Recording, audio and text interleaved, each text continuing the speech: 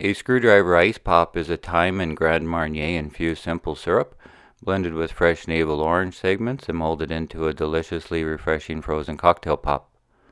To make a generous amount of orange thyme brandy simple syrup, thinly peel the outer layer of a Navel orange, avoiding the bitter pith.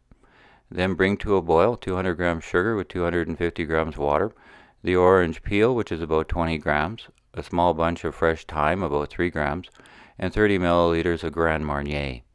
Cover with a lid and simmer for about 5 minutes.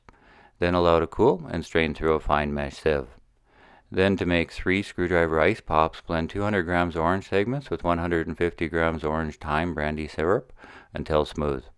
Then strain through a fine mesh sieve, divide between 3 ice pop molds, position the sticks in the center of the molds, and freeze hard overnight. To release an ice pop, dip the mold into a glass of hot tap water for a second or two.